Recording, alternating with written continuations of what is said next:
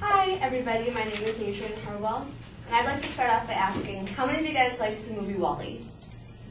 Yeah, it's a great movie. How many of you were a little freaked out by it? Okay, well, I was a little freaked out by it, and I'll tell you why. It's not that hard to imagine a world where we have so many people and we consume so much that everything is just gone, and we need to get up and leave and find another planet. That's really scary. And we have a big problem with overpopulation right now and overconsumption. And I think it's really important to try to get a good grasp on that. And one way of doing that, sorry to be blunt, is really just to have less babies. So it's my claim that adopting a child has substantial advantages to our planet over personally conceiving one. And I'm going to prove this to you by first talking about how it would help our planet overall in the long run. And then I'm going to talk about how it really helps society right now. And then I'm going to finish by confronting some of the counter-arguments that I'm sure people would have some problems with. So first off, overpopulation really does deplete the resources for the children of our future. It's really not good to bring people into the world right now when there's so much malnutrition and starvation. They're big problems. Even today, we can't find a way to allocate the 30 to 40% of food that's wasted in big countries such as the United States. And to keep up with growing population, farmers are going to have to farm more crops, which means they're going to need more land. And land is really hard to find when we are overpopulated. So what are they going to have to do? They're going to have to turn to chemicals, which is really not that good to put in your body. Also, by minimizing the population, we can better keep up with world's food and water. According to Rick Manchur magazine in 2008, there was a report saying that 1.7 billion people in the world right now, or in 2008, live in places where they suffer from periodic water shortages. And by 2025, that number would climb to 5 billion. Just to kind of put things into perspective, there's a little over 7 billion people on this planet right now. And countries are growing by 82 million per country on an average. Oh, per year also. And according to Atlantic Monthly, if population continued to increase the way it's increasing right now, in the next 150 years, we'd be at 296 billion people. We're at 7 billion right now. That's a lot. And even if every woman only had 2.5 children for the next 150 years, we'd still be at 28 billion, which is still a lot. 7 billion now, 28 billion later. So now I'm going to take a step back and focus on how it's good for our society to adopt right now. I don't know if you guys have heard of Goldfarb or Spitz, but they're old people from the 1940s, and they did a lot of research on child development and adoptions, and it's still very relevant. And according to the research, they visited various orphanages, and they noted that children were deprived of warmth and attention and overall emotional care. And as a result, they suffered from an eclectic depression. And I don't know if you know what that is, but it's a feeling of helplessness, and you get malnourished, you don't want to eat anything, and it's really bad.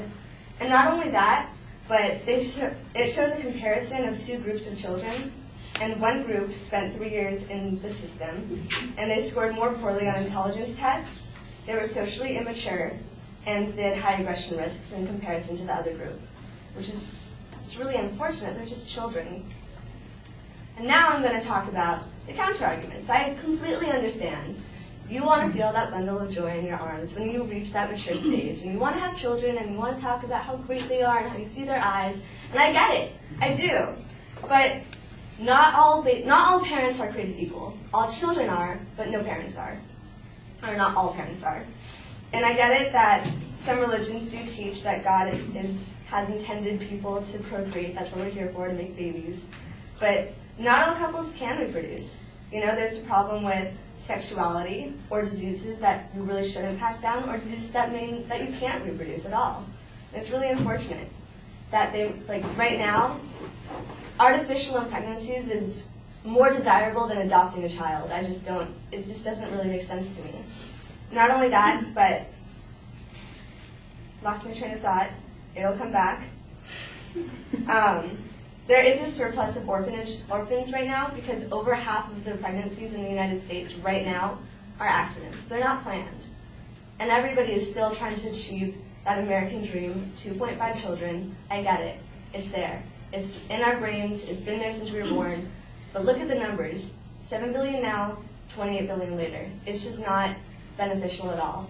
So I get it. If you really want to have your own babies, that's great. You made your decision. But if you're kind of on the fence and you do want kids, and you don't really know if you want to go through that giant needle sticking in your back, I would look into adoption.